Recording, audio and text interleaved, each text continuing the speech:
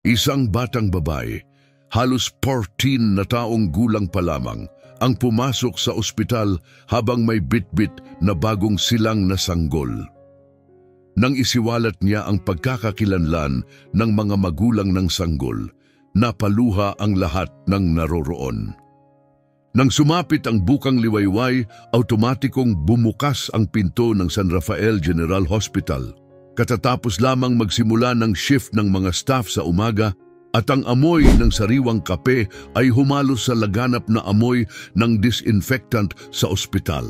Si Nurse Jennifer Mendoza, isang veterano na may 15 taong karanasan, ay nakatalaga sa emergency reception. Abala siya sa pagbabasa ng mga ulat mula sa nagdaang gabi. Parang isang ordinaryong araw lang ito, naisip niya. Hindi niya alam na makakatagpo siya ng isa sa pinaka-ekstraordinaryong pangyayari sa kanyang karera. Ang tunog ng mabilis at nagmamadaling mga yapak ang sumira sa kanyang pag-iisip. Inaasahang makikita ang isang kasamahan o isang pasyente. Tumingala si Jennifer at napansin ng isang batang babae na pumasok sa ospital. Gusot ang kayumangging buhok ng bata at ang kanyang simpleng t-shirt at shorts ay mukhang minadaling isuot. Ngunit ang pinakanakakuha ng pansin ni Jennifer ay ang munting buwig na mahigpit na hawak ng bata sa kanyang mga bisig, isang bagong silang na sanggol na binalot sa kumot. Naku, Diyos ko, napabulong si Jennifer habang lumapit sa desk. Ayos ka lang ba, iha? Ang batang babae na may mga matang bakas ng takot ay tumitig lamang sa kanya. Bahagyang nanginginig ang kanyang mga bisig habang yakap-yakap ang sanggol. Sinabihan po akong pumunta dito, mahina niyang sabi.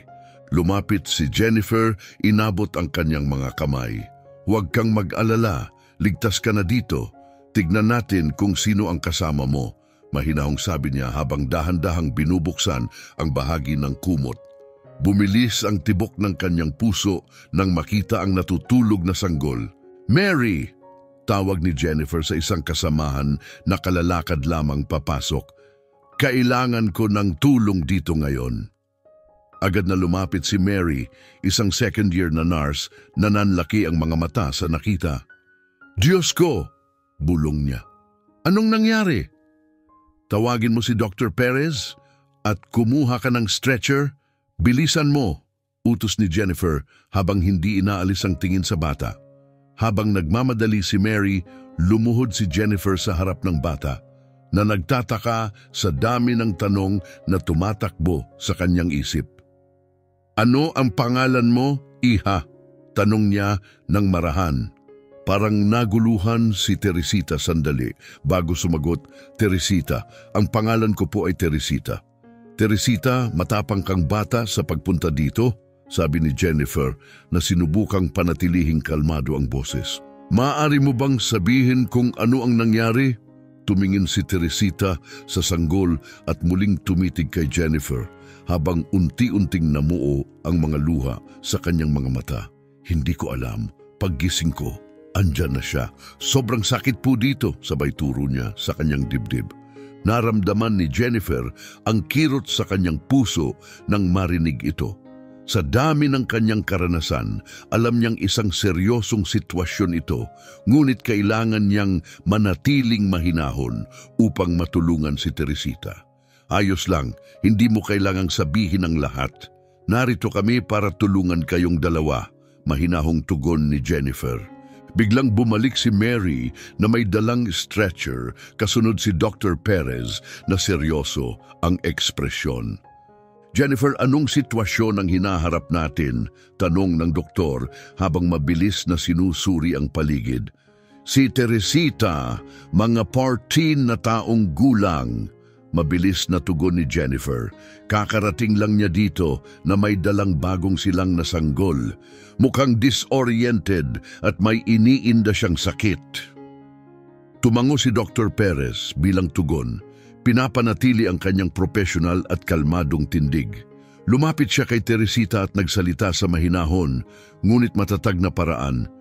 Hello, Teresita. Ako si Dr. Perez. Narito kami upang tulungan ka at ang iyong sanggol, okay? Pakiusap, humiga ka sa stretcher para madala ka namin sa isang kwarto. Tiningnan ni Teresita ang stretcher nang may pag-aalinlangan. Yakap-yakap pa rin ang sanggol ng mahigpit. Hindi niyo kukunin ang baby ko, di ba? Tanong niya ng may kaba. Matapos ang mabilis na palitan ng tingin ni na Jennifer at Dr. Perez, mahinahon siyang tinugon ng doktor, "Hindi, Teresita, mananatili ang baby mo sa'yo. Kailangan lang nating masiguro na ligtas kayong dalawa." Maingat nilang iniangat si Teresita papunta sa stretcher at napansin ni Jennifer ang pangingiwi ni Teresita sa sakit habang inaalalayan, lalong pinagtibay ang kanyang mga hinala. Habang naglalakad papunta sa silid pang eksaminasyon, hindi na iwasan ang mga bulungan at nagtatakang mga tingin ng ilang staff ng ospital. Gayunpaman, nakatuon lamang ang atensyon ng medikal na koponan kay Teresita. "Teresita," muling sabi ni Jennifer habang naglalakad, "may gusto ka bang ipatawag tulad ng mga magulang mo?" Umiling si Teresita na natiling nakatitig sa sanggol. "Sa tingin ko po, wag na lang, ayokong magalit sila." Nahalata ni Dr. Perez ang bigat ng sitwasyon, ngunit pinanatili ang mahinahon at nakakaaliw na tono. "Huwag mo munang isipin yan ngayon, Teresita. Ang mahalaga ay ligtas ka dito at aalagaan ka namin," sabi niya. Pagdating nila sa silid pang eksaminasyon, mabilis na umaksyon ang koponan. Inihanda ni Mary ang silid habang tinulungan naman ni Jennifer si Teresita na mahiga sa kama. "Teresita," patuloy ni Dr. Perez, "kailangan naming tingnan ang sanggol. Pwede ba nahawakan ko muna siya sandali?" Nag-alinlangan si Teresita, mas lalong hinigpitan ang pagkakayakap sa sanggol. Lumapit si Jennifer, nagsalita ng mahinahon, "Nandito lang ako, iha. Hindi ka mawawalay sa amin at makikita mo lahat ng gagawin namin. Kailangan lang nating siguraduhin na maayos ang kalagayan niya." Sa huli, tumango si Teresita at dahan-dahang kinuha ni Jennifer ang sanggol mula sa kanya ng may buong pag-iingat. Bahagyang gumalaw ang sanggol, ngunit nanatiling mahimbing ang tulog nito. "Lalaki siya," mahinang sabi ni Jennifer habang maingat na sinusuri ang bagong silang. Mukhang ilang oras pa lang siyang isinilang. Tumango si Dr. Perez at sinabi, "Mary, ihanda ang lahat para sa masusing pagsusuri ng sanggol. Jennifer, manatili ka kay Teresita. Kailangan ko siyang kausapin nang ikaw ay nasa tabi niya." Maingat na inilipat ni Mary ang sanggol sa isang mesa para sa eksaminasyon habang si Dr. Perez ay umupo sa tabi ni Teresita. Mabait ang kanyang mukha, ngunit bakas sa kanyang mga mata ang seryosong pag-aalala. "Mahirap ito pero kailangan kong magtanong upang matulungan ka ng maayos," sabi niya. "Opo," sagot ni Teresita, nananatiling nakatitig sa sanggol na sinusuri ni Mary. "Paano ka nakarating dito sa ospital ngayon?" tanong ng doktor. Sandaling nag-isip si Teresita bago sumagot. "Naglakad lang po ako sa tingin ko. Hindi naman po kalayuan," sagot niya. "May kasama ka ba o may nagsabi ba sa'yo na pumunta ka dito?" tanong muli ng doktor. "Isang babae po," mahina niyang sabi. "Nakita niya ako sa kalsada at sinabihan akong pumunta sa ospital." Nagpalitan ng nag-aalalang tingin sina Dr. Perez at Jennifer habang lalong tumindi ang komplikasyon ng sitwasyon ni Teresita. "Teresita," simulang tanong ni Dr. Perez sa mahinahong boses, "maaari mo bang sabihin sa amin kung paano ka napunta sa sanggol?" Biglang nagbago ang ekspresyon ni Teresita, tila nalilito. "Paggising ko po, andyan na siya sa tabi ko. Sobrang sakit po. May nagawa po ba akong mali, doktor?" Nasaling ang damdamin ni Jennifer sa mga salitang ito. Mahinang hinawakan niya ang kamay ni Teresita. "Wala kang nagawang mali, iha. Narito kami para tulungan ka," sabi niya ng buong sinseridad. Matapos ang ilang sandali, maingat na sinabi ni Dr. Perez, "Teresita, kailangan kitang suriin para malaman kung bakit ka nasasaktan. Pumapayag ka ba? Tumango si Teresita, bagamat bakas ang kaba sa kanyang mukha. Nanatili si Jennifer sa tabi niya, patuloy na nagbibigay ng mga salitang pampalakas loob habang maingat na sinimulan ni Dr. Perez ang paunang pagsusuri. Ramdam ang tensyon sa silid na puno ng pag-aalala. Nang matapos si Mary sa pagsusuri ng bagong silang, muli siyang sumali sa grupo. Kahit na propesyonal ang kanyang kilos, hindi nito na itatago ang kanyang pag-aalala. Maayos ang kalagayan ng sanggol, iniulat niya ng mahinahon. Stable siya sa ngayon, ngunit kakailanganin pa ng mas detalyadong pagsusuri. Tumango si Dr. Perez, seryoso ang ekspresyon habang tinatapos ang pagsusuri kay Teresita. Teresita, mahinahon ngunit may bigat na tono ang sabi ni Dr. Perez, aalagaan ka namin ng mabuti, pati na ang sanggol. Kailangan mong sumailalim sa ilang mga karagdagang pagsusuri at kailangan mong manatili muna dito sa ospital.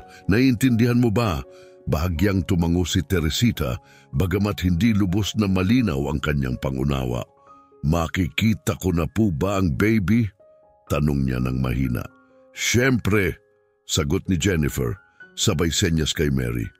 Dinala ni Mary ang sanggol pabalik kay Teresita habang si Dr. Perez ay nag-usap ng marahan kay Jennifer. Kailangan nating ipagbigay alam ito sa social services at pulisya at bumuo ng isang team para sa mas masusing pagsusuri. Mabigat na kaso ito, bulong ni Dr. Perez. Baka sa mukha ni Jennifer ang determinasyon.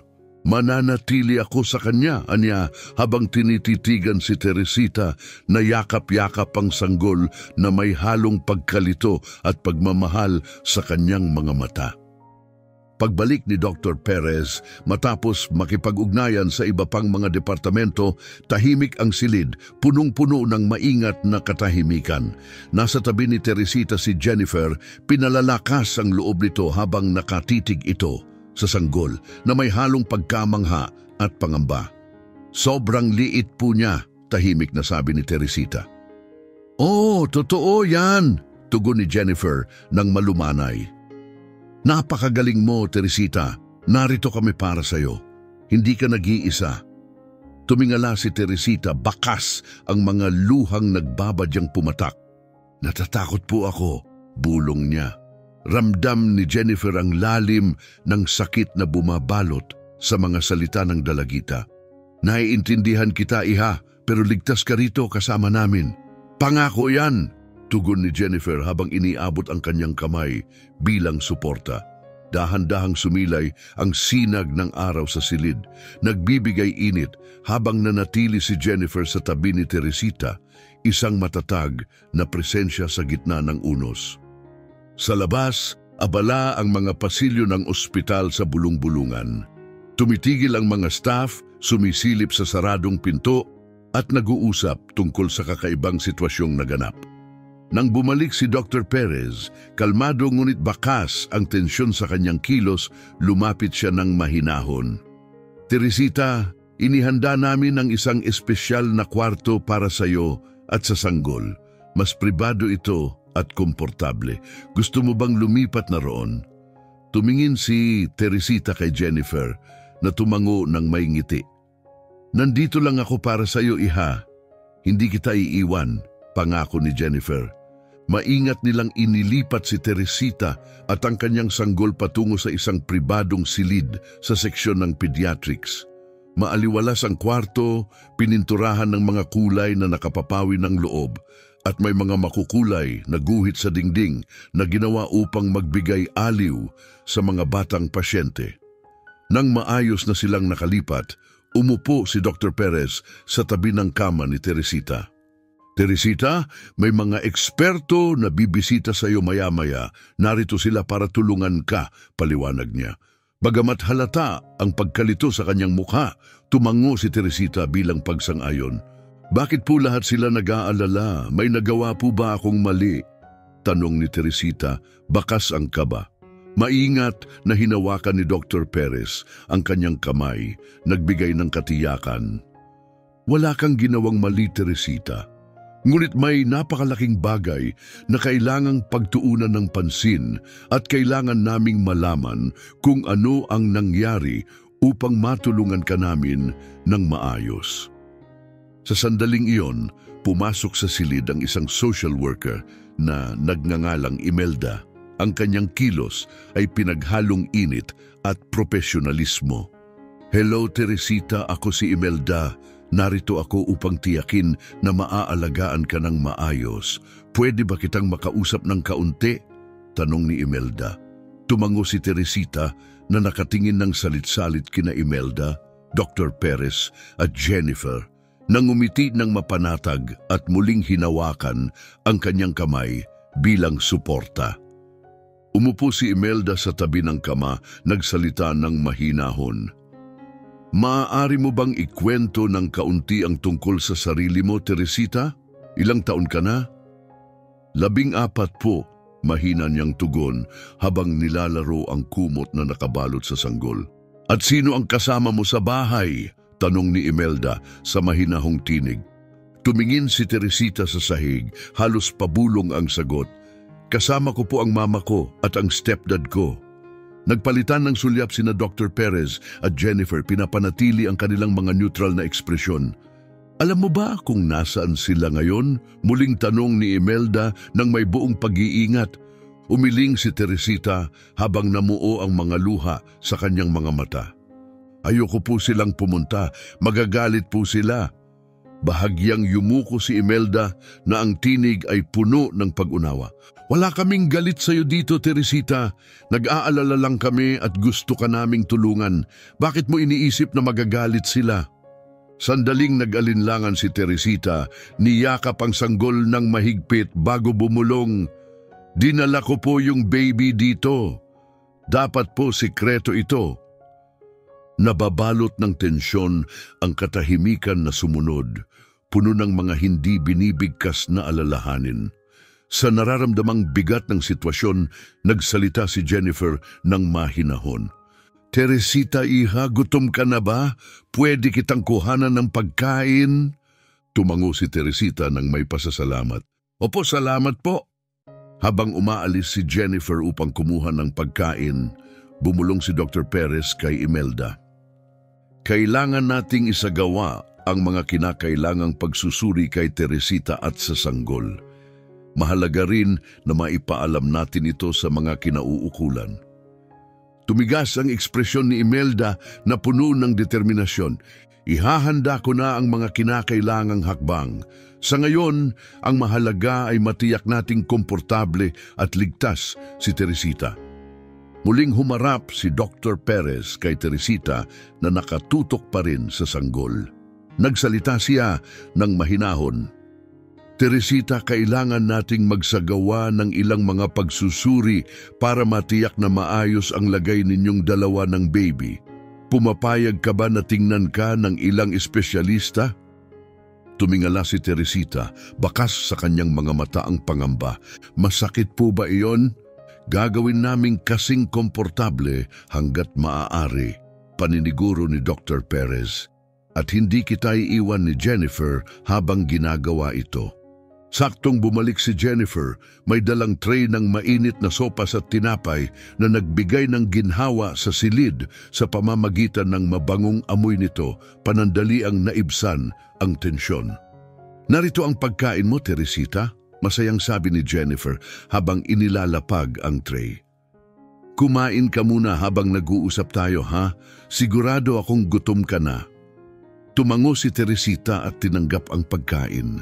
Maingat na inilipat ni Jennifer ang sanggol mula sa mga braso ni Teresita patungo sa kanya upang makakain ito ng maayos.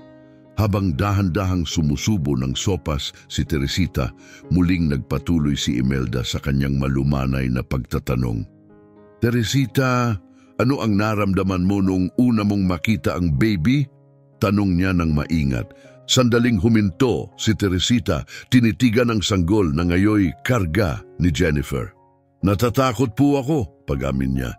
"Hindi ko alam kung ano ang gagawin ko nung una pero naisip ko ang cute-cute po niya." Tumango si Imelda ng may simpatya. Iyan ay normal lang na maramdaman, Teresita. Tama ang ginawa mo sa pagpunta rito. Ano po ang mangyayari sa susunod? Tanong ni Teresita, bahagyang nanginginig ang boses. Muling sinigurado siya ni Dr. Perez ng may kalmadong tono. Sa ngayon, mananatili ka muna rito kasama namin. Gusto naming siguraduhing maayos ang iyong kalusugan bago tayo magdesisyon tungkol sa mga susunod na hakbang. Ayos lang ba iyon sa'yo?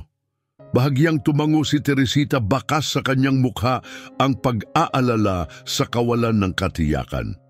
Upang maibsan ang bigat ng sitwasyon, nagsalita si Jennifer ng may mahinahong tono. May naisip ka na bang pangalan para sa baby? Tanong niya habang maingat na inuugoy ang sanggol. Nagulat si Teresita sa tanong, pwede po ba akong magbigay ng pangalan sa kanya? Siyempre, sagot ni Jennifer nang may matamis na ngiti. May naiisip ka na ba? Matapos ang sandaling pag-iisip, lumambot ang ekspresyon ni Teresita. Manuel, napakagandang pangalan, puna ni Imelda ng may banayad na tono. Parang nagbibigay proteksyon ang tunog nito.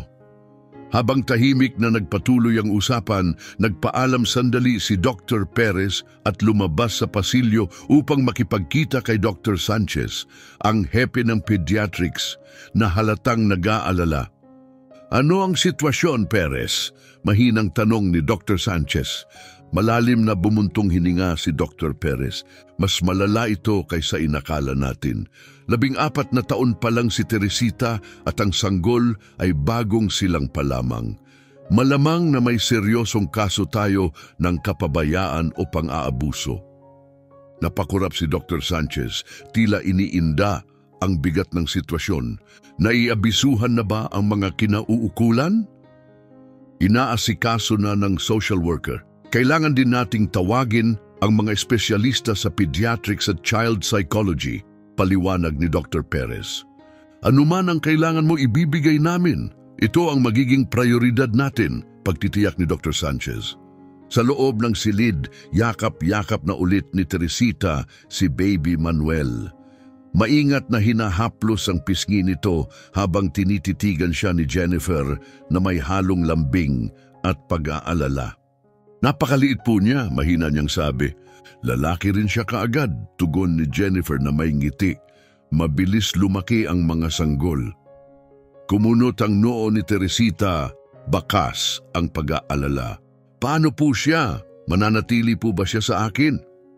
Sumagot si Imelda na tahimik lamang na nanonood ng may mahinahong boses. Marami pa tayong kailangang ayusin, Teresita. Sa ngayon ang mahalaga ay matiyak na ligtas at malusog kayong dalawa ni Manuel. Narito kami upang ibigay ang pinakamahusay na pag-aalaga para sa inyo. Dahan-dahang tumango si Teresita, bakas pa rin ang kaba. Ramdam ito ni Jennifer, kaya sinubukan niyang aluin ang dalagita. Gusto mo bang basahan kita ng kwento? Marami kaming magagandang libro dito. Medyo lumiwanag ang mukha ni Teresita sa ideya. Pwede po ba yung tungkol sa mga anghel tulad ni Manuel? Nakangiti si Jennifer na tila naibsan din ng kaunti ang bigat ng sitwasyon. Siyempre, Iha, hahanap ako ng magandang kwento para sa'yo. Lumabas si Jennifer upang kumuha ng libro. Pansamantalang nagbigay ng katahimikan sa silid. Pagbalik ni Dr. Perez, ang kanyang ekspresyon ay seryoso ngunit puno ng malasakit. Teresita, kailangan nating magsagawa ng ilang pagsusuri sa iyo mamaya. Pero bago iyon, may gusto ka bang hilingin para maging komportable ka? Nagdalawang isip si Teresita bago mahiyang nagtanong, pwede po bang bigyan si Manuel ng stuffed toy? Ang simpleng hiling ni Teresita ay tila dumurog sa puso ni Dr. Perez. Siyempre, bibigyan namin siya ng stuffed toy, pangako niya ng may lambing. Sa buong araw, abala ang ospital. Dumating ang mga karagdagang staff at social workers at maingat na nagsagawa ng kanilang mga panayam ang mga pulis sa di kalayuan. Bumalik si Jennifer, dala ang isang libro tungkol sa mga guardian angels. Naupo siya sa tabi ni Teresita at binasahan ito ng kwento habang mahimbing na natutulog si Baby Manuel sa crib. Isang maliit na teddy bear ang nakapwesto sa nightstand. Tila isang tahimik na bantay. Kahit nakalmado ang silid, naiintindihan ng lahat na masalimuot ang landas na kanilang tatahakin. Ang mga hamon, desisyon at posibilidad ng paghilom para kina Teresita at Manuel ay nagsisimula pa lamang. Habang unti-unting lumubog ang araw at pinaliguan ng gintong liwanag ang silid, pinagmamasdan ni Jennifer si Teresita na sa wakas ay nakatulog na. Dala ng matinding emosyonal na pagod sa araw na iyon, malalim siyang bumuntong hininga, pinatatag ang sarili para sa mga susunod na araw. Alam na malalim ang magiging epekto ng kasong ito sa kanilang lahat. Sa ngayon, nakatuon ang isip ni Jennifer sa pagpaparamdam ng seguridad kay Teresita. Tapos na ang araw, ngunit ito pa lamang ang simula ng isang mahabang paglalakbay para sa batang babae at sa kanyang sanggol. Madilim at maulap ang sumunod na umaga, tila sumasalamin sa lungkot na bumabalot sa San Rafael General Hospital.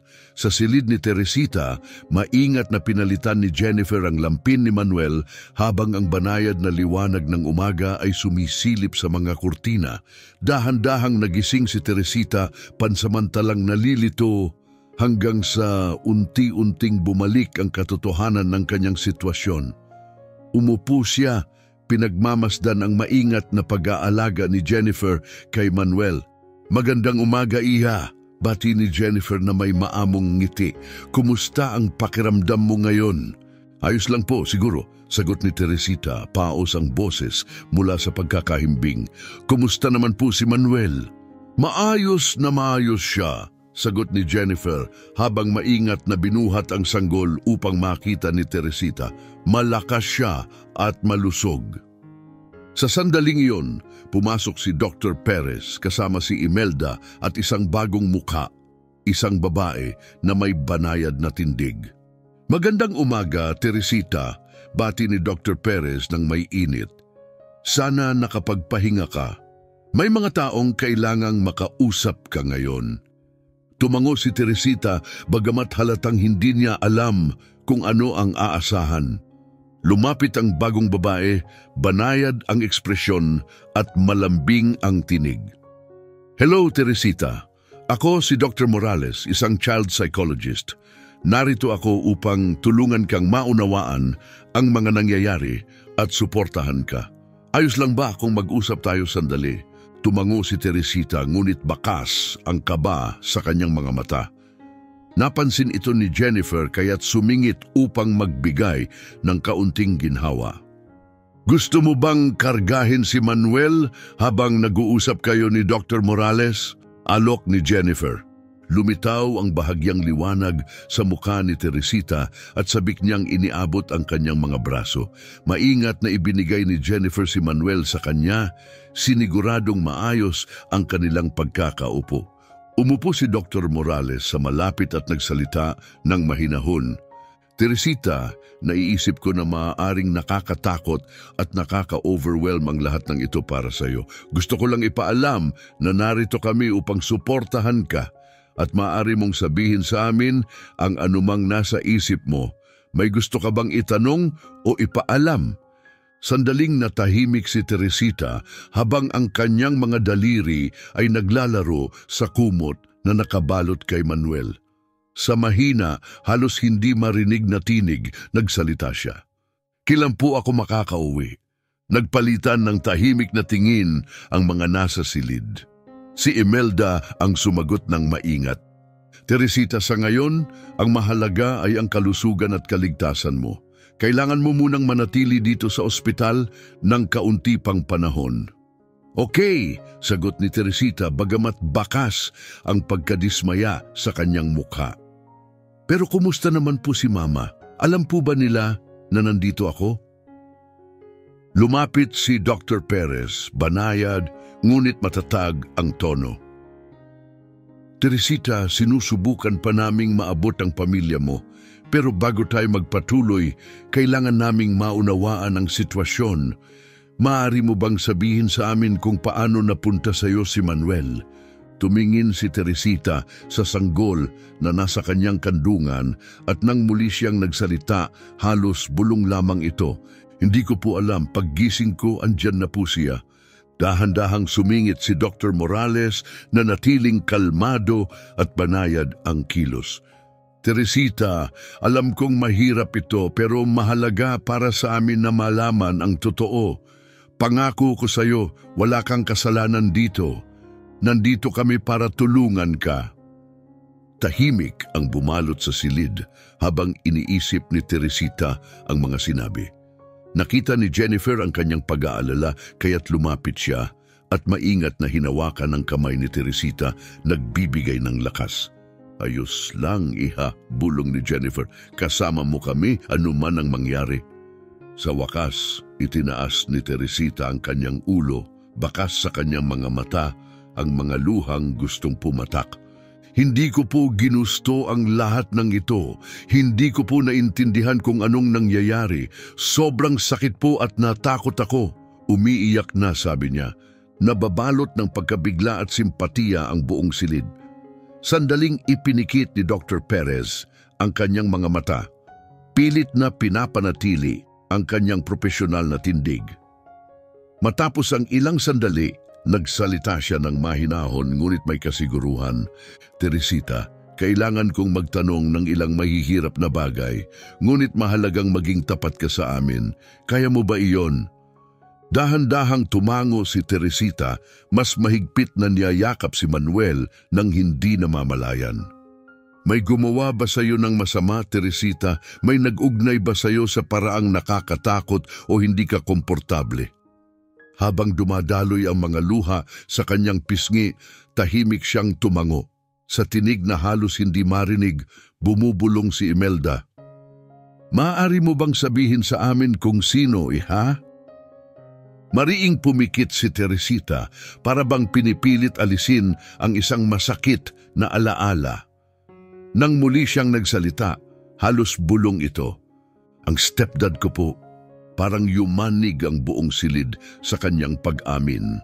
Pinilit ni Jennifer pigilan ang kanyang luha habang si Dr. Perez ay tahimik na bumuo ng kanyang mga kamao. Pilit na tinatago ang kanyang galit. Nagpalitan ng seryosong tingin sina Imelda at Dr. Morales. Alam na mas naging mabigat at seryoso ang kaso. Teresita, mahinahong sabi ni Dr. Morales, napakatapang mo na sinabi ito sa amin. Gusto kong malaman mo, wala kang kasalanan dito, kahit kaunti. Itinaas ni Teresita ang kanyang tingin, tila naghahanap ng kasiguruhan. Pero hindi po ako nagsalita, hindi po ako humingi ng tulong. Hindi mo kailangang humingi ng tulong, iha. Hindi ito dapat nasa balikat mo, mahinahong sabi ni Imelda. Tungkulin ng mga nakatatanda na protektahan ka. Muling lumapit si Dr. Perez, mas composed na ngayon. Teresita, kailangan nating magsagawa ng ilang karagdagang pagsusuri upang matiyak na maayos ang iyong kalagayan. Ayos lang ba kung may espesyalista na tingnan ka? Bagamat halata ang pag-aalala, tumango si Teresita. Mabilis namang nag-alok si Jennifer. Nandito lang ako sa tabi mo kung gusto mo, iha, sabi niya nang may pagpapalakas ng loob. At paano po si Manuel? Tanong ni Teresita habang tinititigan ang sanggol na hawak niya. Mananatili si Manuel dito sa silid kasama natin, paniniguro ni Dr. Perez. Hindi namin siya ililipat nang hindi namin sinasabi sa iyo muna. Habang inihahanda ng medikal na team ang mga kagamitan para sa mga pagsusuri, nanatiling malapit si Dr. Morales kay Teresita, nagsasalita ng mahinahon at tinutulungan siyang maunawaan ang kanyang sitwasyon. Teresita, naiintindihan kong napakabigat ng lahat ng ito para sa iyo, sabi ng psychologist. Ngunit dapat mong malaman kung gaano ka katatag. Napakarami mong pinagdaanan, ngunit nandito ka pa rin, inaalagaan si Manuel. Malinaw na ikaw ay matapang at mapagmahal. Tinitigan ni Teresita si Manuel at bahagyang ngumiti. Sobrang liit niya, kailangan niyang may mag-alaga sa kanya. At ginagawa mo iyon ng mahusay, hikayat ni Dr. Morales. Ngayon, oras na para alagaan ka rin namin, ha? Sa sandaling iyon, pumasok ang isang bagong doktor. Banayad ang kilos at mahinahon ang tono. Hello, Teresita. Ako si Dr. Aquino. Narito ako para magsagawa ng ilang mga pagsusuri upang masiguro na nasa mabuting kalusugan ka. Pwede na ba nating simulan? Tumango si Teresita bagamat halatang kinakabahan. Lumapit si Jennifer at iniabot ang kanyang kamay. Nandito lang ako sa tabi mo, iha, bulong niya ng may pagmamahal. Magiging maayos ang lahat. Habang isinasagawa ni Dr. Aquino ang pagsusuri, lumabas si Dr. Perez upang makipagpulong sa mga bagong dating na kinatawan ng legal at social services. Sa conference room, puno ng tensyon ang hangin. Si Detective Romero, na nangunguna sa investigasyon, ang unang nagsalita. Mayroon tayong malinaw na kaso ng pang-aabuso at pag-atake sa bata. Aniya, na halatang pinipigilan ang galit. Kailangan nating kumilos ng mabilis upang matiyak ang kaligtasan ni Teresita at ng kanyang anak. Tumango si Mrs. Rodriguez mula sa Social Services ng may lungkot. Sinimulan na namin ang proseso upang ilayo si Teresita mula sa pangangalaga ng kanyang ina. Malinaw na hindi siya naipagtanggol o naalagaan. Ano ang alam natin tungkol sa ina? Tanong ni Dr. Perez. Sinabi sa atin ni Detective Romero na hindi pa natin siya natatagpuan, sagot ni Mrs. Rodriguez. Gayunpaman, naglabas na tayo ng arrest warrant para sa kanyang stepfather at aktibo siyang hinahanap ngayon. Samantala, sa silid ni Teresita, natapos na ni Dr. Aquino ang pagsusuri. Napakatapang mo, Teresita, sabi ng doktor nang may mainit ng ngiti. Tapos na tayo sa ngayon.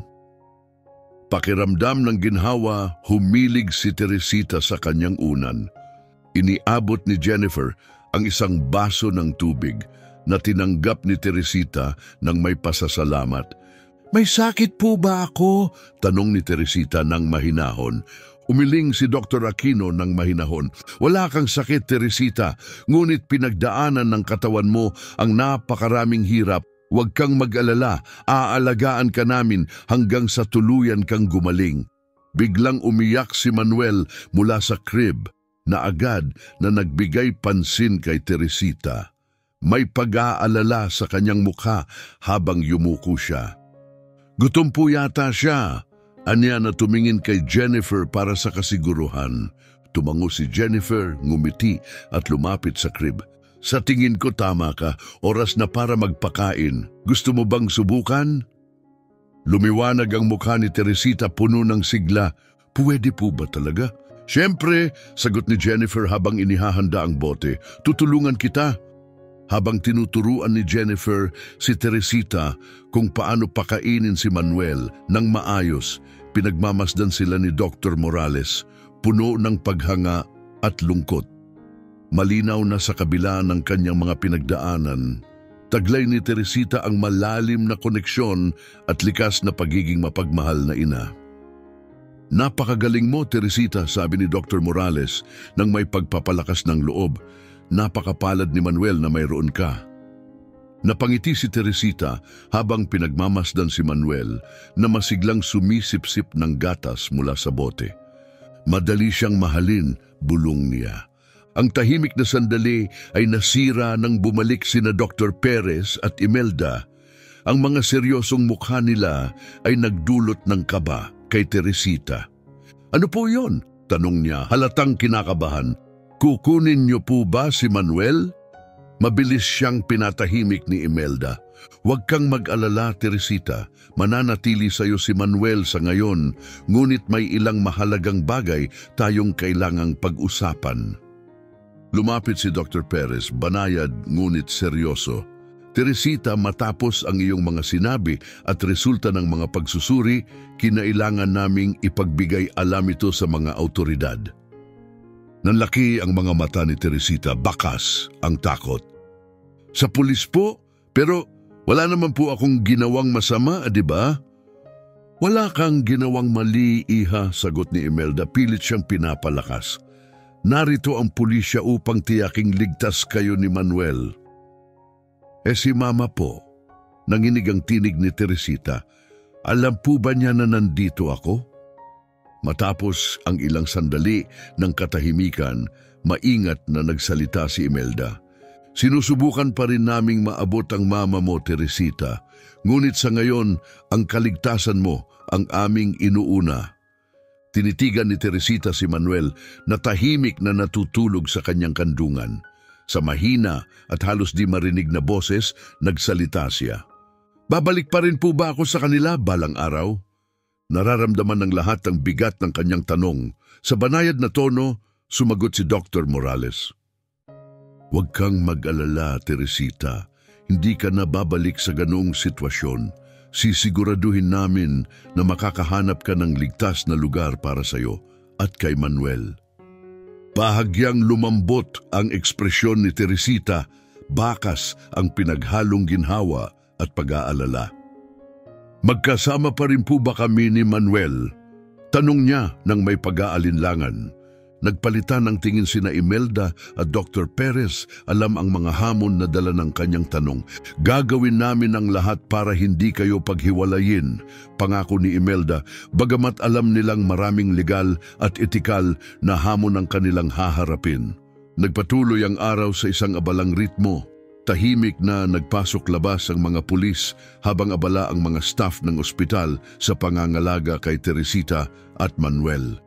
Pagsapit ng hapon, hiningi ni Detective Romero ang pagkakataong makausap si Teresita na nagdulot ng pag-aalala kina Dr. Perez at Dr. Morales. Kailangan po ba talaga ito? Tanong ni Dr. Perez. Bakas ang kanyang pag-aalinlangan. Napakarami na niyang pinagdaanan ngayong araw.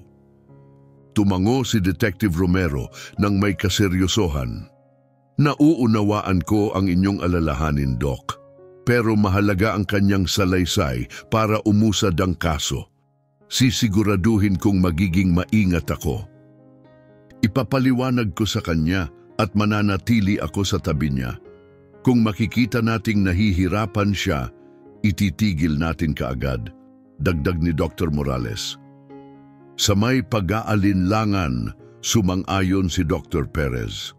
Nang pumasok sila sa silid ni Teresita, naroon ito kasama si Manuel, habang tinuturuan siya ni Jennifer kung paano palitan ang lampin ng sanggol. Maingat na ipinakilala ni Dr. Perez ang sitwasyon. Teresita, kailangan kang makausap ng isang pulis. Huwag kang mag-alala, narito kami ni Dr. Morales para samahan ka. Tumingin si Teresita kay Detective Romero, mas lalong niyakap si Manuel habang maingat na lumapit ang detective. Hi, Teresita, ako si Detective Romero. Alam kong mahirap ang araw na ito para sa'yo, pero kailangan kitang tanungin ng ilang bagay tungkol sa buhay mo sa bahay. Ayos lang ba yon? Bahagyang tumango si Teresita, hinahanap ang kasiguruhan mula kay Dr. Morales at sa detective. Mabuti, sabi ni Romero, umupo malapit sa kanya. Pwede mo bang sabihin kung sino ang kasama mo sa bahay? Ang mama ko po at ang stepdad ko, mahina niyang sagot. Ano ang pakiramdam mo kapag kasama mo sila? Tanong niya ng banayad. Naglaro ang mga daliri ni Teresita sa kumot na nakabalot kay Manuel habang nakayuko siya. Mahirap po, madalas po siyang magalit. Sa'yo ba niya dinidirekta ang galit na iyon? Tanong ni Romero ng maingat. Dahan-dahang tumulo ang luha ni Teresita habang tumango siya. Sinasabi po niyang pabigat lang ako na hindi raw ako dapat isinilang. Hinawakan ni Dr. Morales ang kamay ni Teresita bilang suporta habang nagpatuloy si Romero. May babahagi mo ba sa amin kung ano ang nangyari nung gabing isinilang si Manuel? Mariing ipinikit ni Teresita ang kanyang mga mata, halatang nahihirapan sa mga alaala. Nakakatakot po. Tinatawag ko po si Mama, pero wala siya roon. Pumasok sa kwarto ko ang stepdad ko. Tumigil siya, nanginginig. Nagpalitan ng tingin si Detective Romero at Dr. Morales bago nagsalita muli ang detective ng maingat. Ang galing mo, Teresita. Ano ang nangyari pagkatapos mong isilang si Manuel? Huminga ng malalim si Teresita, nakatingin kay Manuel habang nagpatuloy. Umalis po siya ng bahay. Sinabihan po akong huwag magsasabi kahit kanino. Pero takot na takot po ako at hindi tumigil sa pag-iyak si Manuel, kaya tumakbo po ako papunta sa ospital. Tumango si Detective Romero, halatang pinipigilan ang galit sa ilalim ng kanyang profesional na ekspresyon. Tama ang ginawa mo, Teresita. Napakatapang mo, sabi niya ng may kasiguruhan. Habang nagsusulat ng ilang tala, lumapit si Dr. Perez kay Teresita ng may pag-aalala. Kumusta ang pakiramdam mo, iha? Gusto mo bang magpahinga? Umiling si Teresita. Ayos lang po ako. Gusto ko lang pong malaman kung ano ang susunod na mangyayari.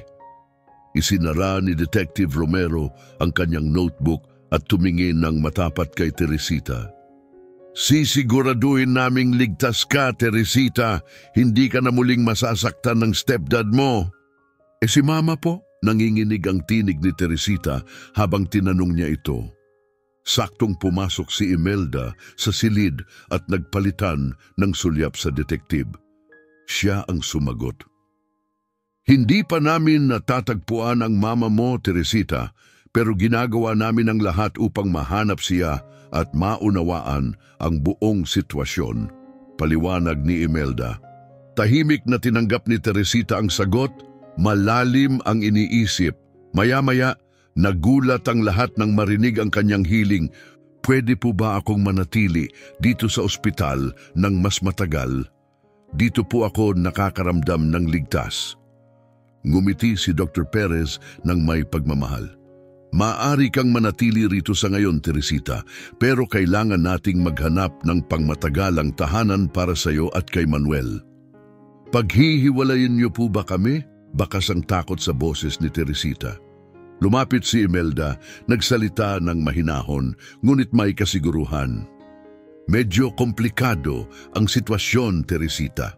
Bata ka pa para alagaan ang isang sanggol ng mag-isa, pero gagawin namin ang lahat para matiyak na maayos ang kalagayan niyong dalawa. Sandaling natahimik si Teresita bago marahang nagsalita. Pwede po akong matuto. Kaya ko pong alagaan si Manuel. Gusto ko pong maging mabuting ina sa kanya. Puno ng emosyon ang silid hanggang sa bumasag ng katahimikan si Jennifer na halatang naantig. Teresita, iha, napakabuti mong ina. Mahal mo si Manuel at gusto mo ang pinakamabuti para sa kanya. Iyan ang pinakamahalaga. Nagsalita naman si Dr. Morales ng may banayad na tono. Teresita, normal lang na gustuhin mong alagaan si Manuel. Pero tandaan mo rin, bata ka pa. Kailangan mo rin ng oras upang lumaki at matuto nang hindi pasan ang buong responsibilidad. Tumango si Teresita halatang nauunawaan, ngunit ramdam pa rin ang kaba tungkol sa posibleng paghihiwalay nila ni Manuel. Pero makikita ko pa rin po ba siya kahit na hindi siya nasa akin? Ngumiti ng may init si Imelda. Gagawin namin ang lahat para manatili kayong magkasama, Teresita. Pero sa ngayon, mag-focus tayo sa pagpapanatiling ligtas at malusog kayong dalawa, ha? Pagsapit ng gabi, patuloy ang gawain ng mga staff ng ospital at social workers sa paligid. Si Teresita, pagod sa emosyonal na bigat ng araw, ay unti-unting nakatulog, habang si Manuel ay payapang natutulog sa crib sa tabi niya. Sa labas ng silid, muling nagtipon ang mga medikal at legal na team upang pagplanuhan ang mga susunod na hakbang. Malinaw ang mga ebidensya na ito ay kaso ng pang-aabuso sa bata, statutory rape at kapabayaan ng ina. Pursigido nating hahabulin ng stepfather, mariing sabi ni Detective Romero. Ano naman ang mangyayari sa ina? Tanong ni Dr. Perez. Malalim na bumuntong hininga si Imelda. Hindi pa rin natin siya natatagpuan, pero malabong mapanatili niya ang kustodiya ni Teresita sa ganitong sitwasyon, sagot niya. Ano po ang mangyayari sa kanila, lalo na kay Teresita at kay Manuel sa ngayon? Tanong ni Jennifer, na sumali sa pag-uusap matapos tingnan ang mahimbing na natutulog na mga bata. Mananatili muna sila dito sa ospital habang naghahanap kami ng pamilyang handang kupkupin sila. Inaasahan namin na makahanap ng foster family na kayang panatiling magkasama sina Teresita at Manuel kahit pansamantala, paliwanag ni Imelda. Si Teresita ay mangangailangan din ng malawakang therapy, dagdag ni Dr. Morales. Malaki ang naging epekto ng kanyang pinagdaanan at mahaba ang kanyang paglalakbay patungo sa paghilom. Tumango si Dr. Perez, kailangan ding subaybayan ang kanyang kalusugan. Napakabata niya para maranasan ang panganganak at maaaring may pangmatagalang epekto ito sa kanyang katawan. Habang patuloy ang kanilang talakayan ukol sa mga susunod na hakbang, mahimbing na natutulog si Teresita. Sa kanyang pagtulog, iniabot niya ang kanyang kamay at hinawakan si Manuel na parang likas na tagapagtanggol kahit sa kanyang panaginip. Tahimik na bumalot ang gabi sa ospital, tila nagpapakita ng kalma na nagtatago ng tunay na bigat ng sitwasyon. Si Jennifer na naka-duty sa gabi ay naupo sa tabi ng kama ni Teresita. Pinagmamasdan ang batang babae at si Manuel na mahimbing na natutulog. Pinagsama ng kanilang mga tahimik na muka ang lungkot at pag-asa sa kanyang puso. Magiging maayos sila, bulong niya sa sarili, pinatitibay ang kanyang pangako. Sisiguraduhin namin iyon. Habang patuloy na umikot ang mundo sa labas, sa loob ng ospital ay bumubuo ng mahahalagang desisyon ang mga nasa paligid nila. Hindi namamalayan ni Teresita at Manuel ang lalim ng epekto ng kanilang kwento sa mga taong nakapaligid sa kanila at ang mga hamon na nasa hinaharap. Pagsapit ng madaling araw ng ikatlong araw sa San Rafael General Hospital, dama ang paghihintay at pag-aalala. Ang kwento ni Teresita at Manuel ay tumimo ng husto sa mga staff ng ospital, iniwan ang isang malalim na impresyon sa kabila ng kanilang propesyonal na gawain. Matapos ang buong gabing pagbabantay, pinalitan si Jennifer ni Mary, isa pang nurse na matagal nang sumusubaybay sa kaso. Paano ang naging tulog nila? Tanong ni Mary nang mahina habang ina-update ni Jennifer. Medyo tahimik sila. Nagkaroon ng bangungot si Teresita bandang 3:00, pero napatahan ko rin siya ng hindi nagigising si Manuel, paliwanag ni Jennifer, bakas ang pagod sa kanyang muka. Salamat, Jennifer. Magpahinga ka na. Ako na ang bahala, sagot ni Mary, bakas ang malasakit sa kanyang boses. Habang umaalis si Jennifer, pumasok si Dr. Perez para sa kanyang morning rounds. Dala ang pagod, ngunit malinaw na malasakit sa kanyang mga pasyente. Magandang umaga, bati ni Mary nang mahinahon. Kumusta ang ating mga espesyal na pasyente ngayong umaga? Natutulog pa rin sila, tugon ni Mary. Medyo naging balisa si Teresita pero tahimik si Manuel buong gabi. Lumapit si Dr. Perez sa kama ni Teresita, pinagmamasdan ang batang babae at ang kanyang anak. Maraming mangyayari ngayon, bulong niya sa sarili. Iniisip ang mga pulong kasama ang social services at ang patuloy na investigasyon ng mga pulis. Dahan-dahang nagising si Teresita, ang kanyang unang pagkaguluhan ay agad na napalitan ng katotohanan ng kanyang sitwasyon. Namuo ang mga luha sa kanyang mga mata.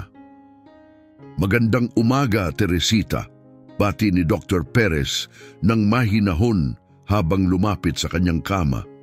Kumusta ang pakiramdam mo? Agad na tumingin si Teresita kay Manuel at bahagyang humupa ang kaba niya nang makita itong mahimbing na natutulog. Ayos lang po ako, sagot niya ng mahina. Maayos po si Manuel. Lumapit si Mary, may dalang mapanatag ng ngiti. Mahimbing ang tulog niya buong gabi, iha. Tumango si Teresita, ngunit bakas pa rin ang kanyang pag-aalala. Naupo si Dr. Perez sa tabi niya. Teresita, nagsimula siya ng may mahinahong tono. May mga taong darating ngayon upang pag-usapan ng mga susunod na mangyayari. Alam kong nakakatakot ito, pero tandaan mo, nandito kami para suportahan ka. Tumango si Teresita, ngunit bakas sa kanyang mga mata ang takot. Kukunin po ba nila si Manuel? Bulong niya. Hinawakan ni Dr. Perez ang kanyang kamay ng maingat. Medyo komplikado ang sitwasyon, Teresita. Napakabata mo pa, pero gagawin namin ang lahat para matiyak na ligtas kayo at maayos ang kalagayan ninyong dalawa. Biglang umiyak si Manuel at ang mabilis na tugon ni Teresita na gutom po siya ay nagbigay gulat at paghanga sa mga nakatatanda. Ngumiti si Mary sabay lumapit upang ihanda ang bote. Tama ka, Teresita. Gusto mo bang tulungan akong pakainin siya? Sumilay ang sigla sa mukha ni Teresita, pansamantalang naisantabi ang kanyang mga alalahanin. Tumayo siya at sumama kay Mary, nagtuturo sa kanya kung paano pakainin si Manuel. Habang tinuturuan si Teresita, pinagmamasdan sila ni Dr. Morales. Bakas sa kanyang mukha ang paghanga at lungkot. Maliwanag na sa kabila ng kanyang mga pinagdaanan, taglay ni Teresita ang likas na pagiging mapagmahal na ina at ang koneksyon niya kay Manuel ay walang katulad. Napakagaling mo, Teresita, puri ni Dr. Morales. Napakapalad ni Manuel na mayroon ka. Ngumiti si Teresita ng bahagya habang pinagmamasdan si Manuel na masiglang sumisipsip ng gatas. Madaling mahalin po siya, bulong niya. Sa tahimik na sandaling iyon, tila nabigyan ng kaunting normalidad ang kanyang mundo. Ngunit sa labas ng silid, patuloy ang pagpupulong ng mga doktor, social workers at mga pulis na nag-aayos ng plano para sa hinaharap ni na Teresita at Manuel, isang hinaharap na puno ng hamon, paghilom at pag-asa. Pagsapit ng tanghali, dumating si Imelda, isang dedikadong social worker, kasama ang isang hindi pamilyar na babae para kay Teresita. Sa labas ng silid ni Teresita, sinalubong sila ni Dr. Perez. Magandang umaga, bati ng doktor na may init. Kumusta ang lahat ngayong araw? Napabuntong hininga si Imelda, halatang pagod. Mabigat ang gabi pero may posibleng magandang balita. Ito si Gininong Isabel Morales, isang kahangahangang foster parent sa aming programa. Si Gininong Morales, isang babae sa edad 50 na may kaaya-ayang ngiti, iniabot ang kanyang kamay. Ikinagagalak kitang makilala, Doktor. Matagal ko nang sinusubaybayan ang kwento ni na Teresita at Manuel. Nagpakita ng bahagyang pag-asa ang mukha ni Dr. Perez. Ibig sabihin ba? Tumango si Imelda ng kumpirmado. Bukas ang pamilya ni Ginong Morales na kupkupin sina Teresita at Manuel kahit pansamantala. Sanay sila sa mga kaso na ganito at naniniwala kaming magiging angkop sila. Lumitaw ang malaking ginhawa sa mukha ni Dr. Perez. Napakagandang balita niyan, pero kailangan nating ipaalam ito kay Teresita ng maingat. Marami na siyang pinagdaanan, kaya dapat nating lapitan ito ng may pag-unawa. Pagpasok nila sa silid, nakita nila si Teresita na nakaupo sa kama, karga si Manuel habang tinuturuan siya ni Mary kung paano magpalit ng lampin. Teresita! Tawag ni Imelda sa mahinahong tinig. May gustong makilala ka. Nagtaka ngunit halatang maingat, tumingin si Teresita kay Imelda at kay Ginong Morales. May malambing na ngiti, lumapit si Ginong Morales. Hello, Teresita. Ako si Isabel Morales. Marami na akong narinig tungkol sa iyo at kay Manuel. Mas lalong niyakap ni Teresita si Manuel. Kukunin po ba nila siya? Tanong niya na puno ng takot. Mabilis siyang pinatahimik ni Imelda. Hindi, Teresita. Narito si Jinka Morales upang pag-usapan ang posibilidad na manatili kayong dalawa sa kanilang pamilya ng magkasama. Nagulat si Teresita na tila hindi makapaniwala. Magkasama po? Oo, sagot ni Ging. Morales, naupo sa tabi niya. Malaki ang aming bahay at may karanasan kami sa pag-aaruga ng mga batang dumaan sa mahihirap na sitwasyon. Nagmumuni-muni si Teresita at tinanong, pwede ko pa rin po bang alagaan si Manuel? Siyempre, nakangiting sagot ni Ginger Morales, kasama ka sa pag-aalaga kay Manuel, pero gusto rin naming maranasan mo ang pagiging bata, maglaro, matuto at lumaki ng ligtas. Pinagmasdan ni Dr. Perez ang halo ng takot, pag-asa at pagkalito sa mukha ni Teresita. Teresita, sabi niya ng mahinahon, alam kong marami kang iniisip. May mga tanong ka ba para kay Ginoong Sir Morales? Matapos ang ilang sandali, mahina niyang tinanong, paano po kung hanapin ako ni Mama? Bumagsak ang katahimikan sa silid. Sa huli, nagsalita si Imelda ng maingat. Patuloy pa rin namin siyang hinahanap, Teresita, pero sa ngayon, ang kaligtasan mo at ni Manuel ang inuuna namin. Dinugtungan ito ni Ginoong Morales. Kung matagpuan ang iyong mama, magkakasama nating pagdedesisyunan kung ano ang pinakamainam para sa inyo ni Manuel. Ang kapakanan ninyo ang aming prioridad. Tumango si Teresita bagamat bakas pa rin ang kanyang pag-aalinlangan. Nang gumalaw si Manuel sa kanyang mga bisig na tila nararamdaman ng tensyon, tahimik niya itong inalo ng bulong. Napansin ng lahat ang kanyang natural na pagiging maalaga kay Manuel. Teresita, suhestyon ni Dr. Perez, paano kung dumalaw si Ginger Morales dito sa ospital sa susunod na mga araw? Pwede mong makilala pa siya ng mabuti. Sandaling pinag-isipan ito ni Teresita bago siya mahiyang sumagot. Ayos lang po iyon. Matutuwa ako, sagot ni Gingo Morales ng may ngiti. Pwede rin akong magdala ng mga libro o laro para sa iyo. Gusto mo ba ng mga libro tungkol sa mga anghel tulad ni Manuel? Bahagyang lumiwanag ang mukha ni Teresita. Totoo po? Siyempre, sagot ni Ginoong Morales. Halatang naantig, hahanapin ko ang pinakamagagandang libro tungkol sa mga anghel. Habang nagpapatuloy ang kanilang pag-uusap, unti-unting nawala ang tensyon sa silid. Bagamat halatang maingat pa rin si Teresita, tila mas naging bukas siya sa ideya ng paninirahan kasama si Ginoong Morales. Sa labas ng silid, naghintay si Detective Romero upang makipag-usap kina Dr. Perez at Imelda. Kumusta ang lahat? Tanong niya ng mababa ang tono. Huminga ng malalim si Dr. Perez. Unti-unti pero may positibong pag-unlad. Mukhang magiging angkop na pagpipilian si Ginoong Morales para kina Teresita at Manuel. Sumang-ayon si Imelda. Marami pa tayong kailangang ayusin, pero ito ay isang magandang simula. May balita na ba tungkol sa ina ni Teresita o sa kanyang stepfather? Madilim ang naging ekspresyon ni Romero. Hindi pa rin natin natatagpuan ang ina, ngunit nasa kustodiya na ang stepfather. Nahuli siya kagabi habang tinatangka niyang tumakas papunta sa border. Naghatid ito ng pinaghalong ginhawa at lungkot. Ginhawa na nasa kamay na ng batas ang taong nakasakit kay Teresita, ngunit pag-aalala para sa mga komplikasyong legal na darating at ang epekto nito sa batang babae. Kailan inaasahang magbigay ng pahayag si Teresita? Tanong ni Dr. Perez halatang nag-aalala.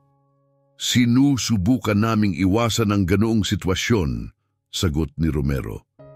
Dahil sa mga pisikal na ebidensya at posibleng pag-amin ng akusado, maaaring hindi na kailangan ang paglilitis, kaya't hindi na natin kailangang idaan si Teresita sa karagdagang trauma. Malalim na bumuntong hininga si Imelda, nagpapasalamat sa anumang paraan na maiiwas si Teresita sa karagdagang hirap.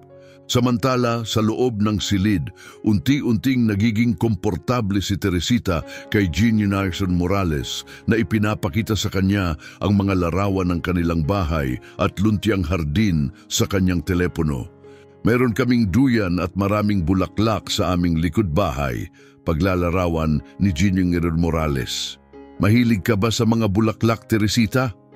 Mahiyain, ngunit may kislap sa mata, tumango si Teresita. Gusto ko po ang mga sunflower, ang lalaki at ang saya nilang tingnan. Lumiwanag ang mukha ni Jeannie Morales. Ang ganda ng pagkakataon, may garden kami ng mga sunflower. Maaari mo akong tulungan sa pag-aalaga sa kanila kapag sumama ka sa amin. Isang bahagyang kislap ng tuwa ang lumabas sa mga mata ni Teresita. Talaga po, makakatulong po ako? Siyempre, masayang sagot ni Jeannie Morales. At kung gusto mo, maaari rin kitang turuan magluto. Ano sa tingin mo? Sandaling nag-alinlangan si Teresita bago umamin. Hindi pa po ako nakakapagluto, pero gusto ko pong matutunan. Nagpatuloy ang kanilang pag-uusap ng maayos at tinugunan ni Jeannie Morales ang lahat ng tanong ni Teresita. Patuloy siyang sinisigurong ang kanilang tahanan ay magiging isang mainit at maaalagang lugar para sa kanilang dalawa ni Manuel. Habang lumilipas ang araw, napansin ng mga staff ng ospital ang pagbabago kay Teresita. Bagamat nandun pa rin ang takot at pagkalito, lumabas ang bahagyang pag-asa sa kanyang mga mata. Pagsapit ng dapit hapon, habang naghahanda ng umalis si Jeannie Morales, nagtanong si Teresita ng may pag-aalinlangan. Kailan po kami makakapunta sa bahay ninyo? Tumingin si Jeannie Morales kay Dr. Perez na bahagyang tumango bilang sagot. Sa ngayon, Teresita, tugon niya ng may init. Depende ito sa magiging assessment ni Dr. Perez. Kapag sinabi niyang handa na kayo ni Manuel na umalis sa ospital, narito kami ng asawa ko upang dalhin kayo sa aming tahanan. Isang mahinang ngiti ang lumabas sa mukha ni Teresita. Salamat po, bulong niya.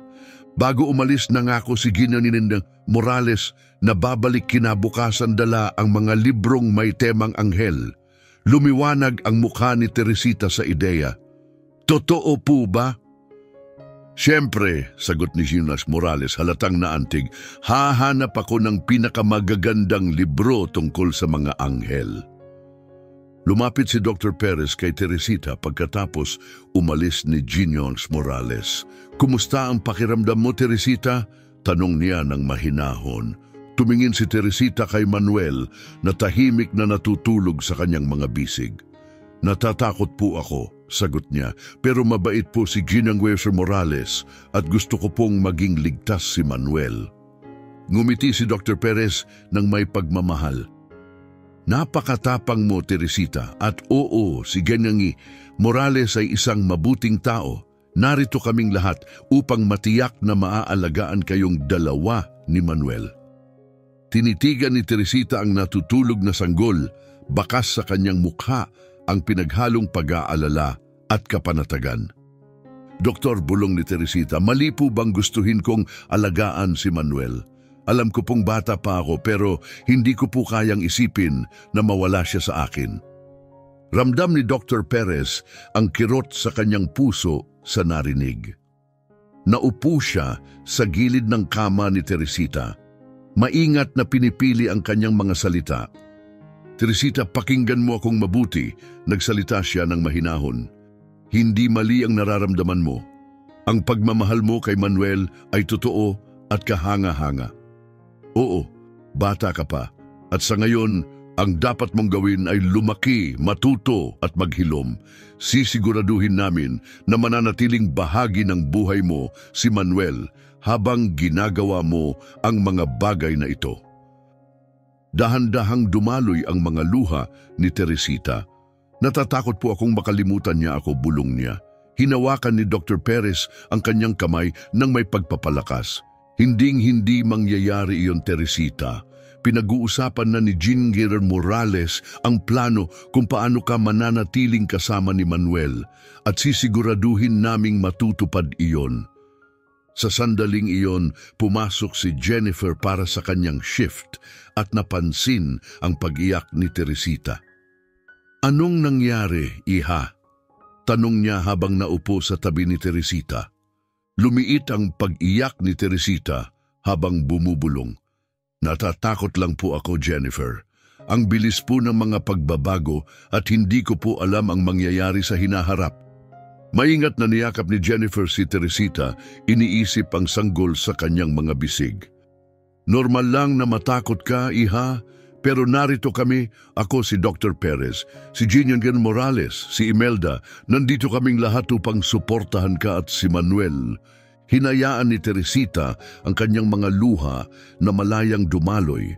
Tinatanggap ang yakap ni Jennifer, ang kanyang unang tunay na luha mula nang dumating siya sa ospital. Nagpalitan ng sulyap sina Dr. Perez at Jennifer. Pareho nilang naiintindihan ang pangangailangan ni Teresita na ilabas ang lahat ng kanyang pinagdadaanan. Makalipas ang ilang sandali, huminahon si Teresita at pinunasan ang kanyang mga mata. Sa kabila ng lahat, si Manuel ay nanatiling mahimbing na natutulog. Tila hindi alintana ang mga luha ng kanyang ina. "Pasensya na po," mahina at nahihiyang sabi ni Teresita. "Wala kang dapat ihingi ng paumanhin." Agad na tugon ni Jennifer habang hinahaplos ang buhok ni Teresita. "Minsan, ang pag-iyak ay nakakapagpagaling," sumang-ayon si Dr. Perez. "Teresita, napakatatag mo, pero normal lang na makaramdam ng kahinaan paminsan-minsan. Narito kami para suportahan ka." Nagising si Manuel at nagsimulang umungol ng mahina. Gutom na po yata siya, puna ni Teresita, na agad na nakatuon ang atensyon sa kanyang anak. "Gusto mo ba akong gumawa ng gatas para sa kanya?" alok ni Jennifer nang may ngiti. Tumango si Teresita at dahan-dahang inalog si Manuel habang inihahanda ni Jennifer ang kanyang pagkain. Pinagmamasdan ni Dr. Perez ang eksenang iyon, humahanga kung paanong, sa kabila ng sarili niyang paghihirap, inuuna pa rin ni Teresita ang pangangailangan ng kanyang anak. "Teresita," sabi niya ng mahinahon, "tunay kang kahanga-hanga." Nagulat si Teresita at tumingin kay Dr. Perez. "Ako po?" Tumango si Dr. Perez. "Oo, ikaw. Napakaraming hirap ang pinagdaanan mo, pero nandito ka na buong pagmamahal na inaalagaan si Manuel. Iyon ay hindi pangkaraniwan." Namula si Teresita sa papuri. "Gusto ko lang naman pong maging maayos siya," bulong niya. "Magiging maayos siya," paniniguro ni Dr. Perez, "dahil sa pangangalaga mo." Bumalik si Jennifer, dala ang bote at maingat itong iniabot kay Teresita na sanay ng pakainin si Manuel. "Napakagaling mo," puna ni Jennifer na may ngiti. "Mahiyain ngunit may pagmamalaki," sagot ni Teresita. "Si Mary po ang nagturo sa akin. Sabi niya, mabilis daw po akong matuto." Habang kumakain si Manuel, alam ni Dr. Perez na oras na upang talakayin ang isang seryosong bagay. "Teresita, may dapat kang malaman.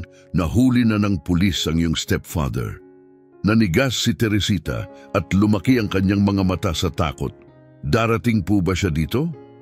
Mabilis siyang pinatahimik ni Dr. Perez. "Hindi, nasa kustodya na siya at hindi ka na niya masasaktan."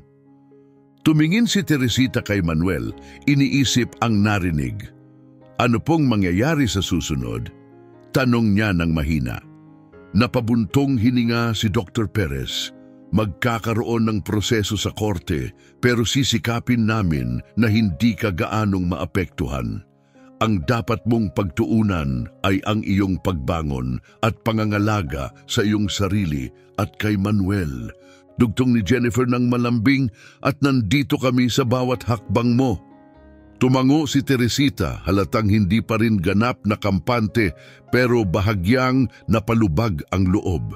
Nang matapos ang kanyang gatas, gumalaw si Manuel, tila nangangailangan ng burp.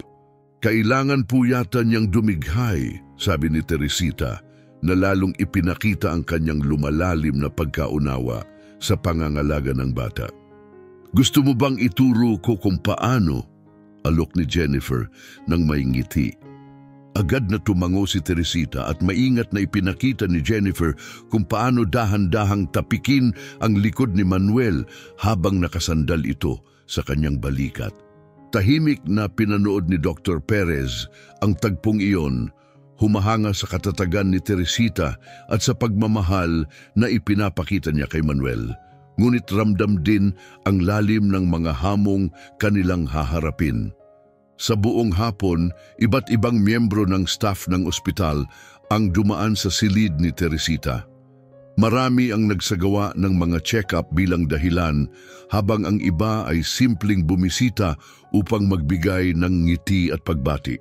Malinaw na ang sitwasyon ni na Teresita at Manuel ay tumagos sa puso ng bawat isa. Makalipas ang ilang oras, bumalik si Mary, may daladalang maliit na pakete. "Hi Teresita," bati niya ng masigla. "May dala akong espesyal para sa iyo." Nagulat si Teresita at tiningnan ang pakete ng may pag-usisa. "Para sa akin po?" Tumango si Mary at iniabot ang regalo. Maingat itong binuksan ni Teresita at natagpuan ang isang maliit na photo album sa loob. "Naisip ko lang na baka gusto mong magkaroon ng lugar para sa mga alaala ninyo ni Manuel," paliwanag ni Mary. "May ilang larawan na ako nakuha sa inyong dalawa at marami pang espasyo para sa mga darating." Naiyak si Teresita habang binubuklat ang album. Nakita niya ang mga larawan nilang magkasama ni Manuel. Habang pinapakain niya ito, yakap-yakap habang natutulog at mga sandaling puno ng pagmamahal.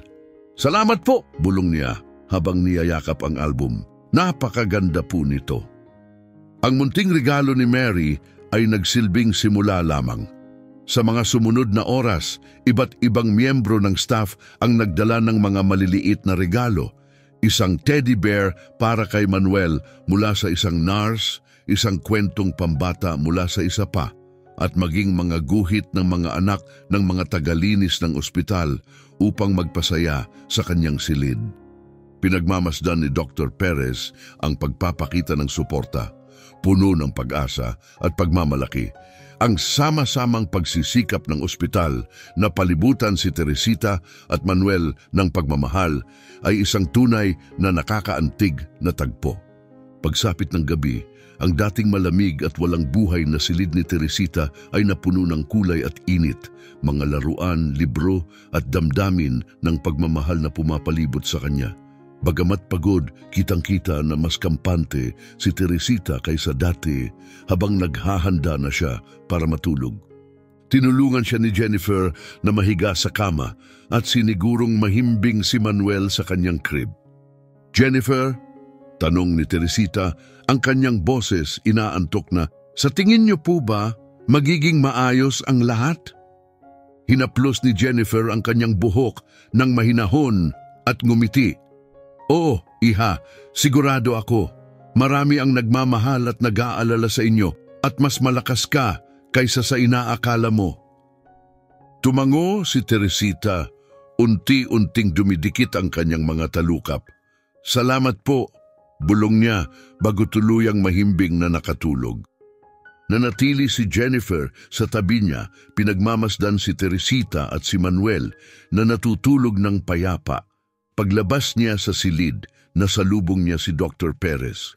"Kumusta sila?" tanong nito ng mahinahon. "Tulog na sila," sagot ni Jennifer na may pagod ngunit mapayapang ngiti. Mahaba ang araw na ito pero naging mabuti ito para kay Teresita. Kailangan niyang maramdaman ang suporta ng lahat. Tumango si Dr. Perez, nakatingin sa dapit hapon na nagbibigay ng kulay sa kalangitan. "Alam mo," bulong niya, "nung dumating si Teresita, puno siya ng hirap. Pero ngayon, kitang-kita kung paano siya nabalot ng pagmamahal at pag-asa. Sadyang kahanga-hanga," Sagot ni Jennifer. Isang batang babae at isang sanggol ang nagbigay inspirasyon sa ating lahat. At ang pagkakaisang ito, dagdag ni Dr. Perez, ang magiging sandigan nila sa pagharap sa mga hamon na darating. Hindi nila ito haharapin ng mag-isa. Habang lumulubog ang araw, tinatapos ang ikatlong araw, tahimik na nakatayo sina Jennifer at Dr. Perez, parehong nag-iisip at pinagninilayan ang mga naganap at ang mga hamon na kanilang kakaharapin pa. Sa loob ng kanyang silid, naranasan ni Teresita ang tunay na kapayapaan habang mahimbing siyang natutulog, isang bagay na matagal nang nawala sa kanya mula nang dumating siya sa ospital. Sa tabi niya si Manuel na tila nakikiayon sa katahimikan ng kanyang ina ay natutulog din ng tahimik at payapa. Sa kabila ng kawalan ng katiyakan sa hinaharap, dama ang isang matibay na pag-asa sa hangin na nagbibigay ng paniniwalang sa tulong ng sapat na pagmamahal at suporta. Malalagpasan ng dalawang batang buhay na ito ang anumang hamong darating. Ang araw ay nagtapos. Ngunit ang paglalakbay ni Teresita at Manuel ay nagsisimula pa lamang. Ngayon, mayroon na silang isang bagay na wala sila noong una, isang pamilyang hindi binuo ng dugo, kundi ng matibay na ugnayan ng pagmamahal na handang ipaglaban ang kanilang kapakanan at tiyakin ang isang hinaharap na puno ng pag-aaruga at pagmamahal. Huwag kalimutang pindutin ang notification bell para maging una sa panonood ng aming susunod na video. Ibahagi ang kwentong ito sa inyong mga kaibigan at manatiling nakaabang sa aming susunod na video sa end screen. Tiyak na hahaplos ito sa inyong mga puso.